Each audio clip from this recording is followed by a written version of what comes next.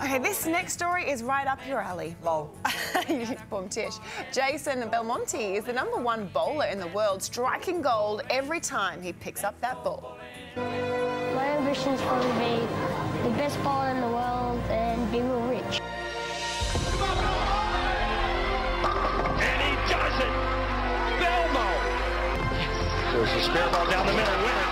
Bowling fans, you have a repeat USBC Masters champion. His name is Jason Belmonte.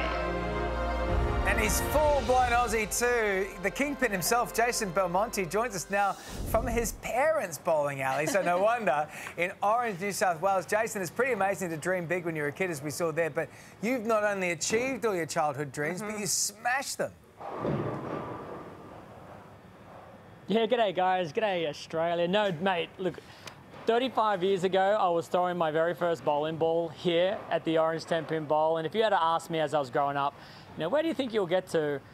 You know, the top of the world of the bowling mountain was the furthest thing in the world I could have thought about. But here I am, quite a few years later, and, you know, still got a lot left to do on my bucket list and hoping to achieve them in the coming seasons. Surely, though, with Tenpin bowling, I mean, you're brilliant at it. Like, do you reach your peak and then you can't keep improving, or what's the game like?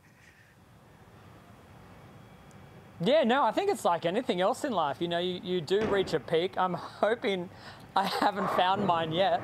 I'm hoping I'm still got a few more years left in me before I start coming down the hill. But it's like every other game in the world. You know, you work as hard as you possibly can.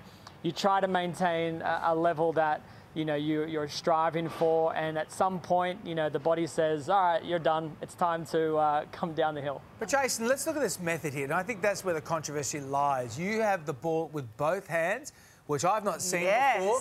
Can you explain to our audience why you do that and why it's been so controversial throughout your career?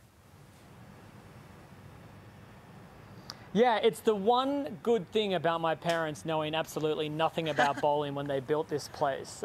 Because I was so little, I couldn't lift the bowling ball up with a traditional style, so I had to use two hands.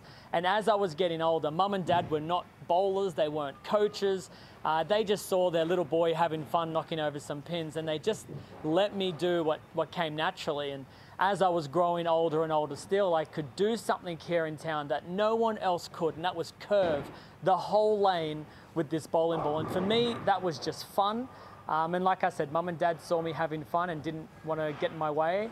And I was just able to naturally develop this two-handed technique, which has, you know, absolutely exploded around the world now. Well, let's see it. Let's see it. Come on, see bend it like Jason. Take your pack off. We'll say goodbye to you. Yeah. You're going to show us the curve. Let's go, Jace. Bend it like Jason. I like it. Yeah. Okay. Here we go. All right, he's off, ladies and gentlemen. As you can see here, we're crossing live to the Orange Tenpin Bowl. Jason Belmonte, he has 13 PBA major championships under his belt.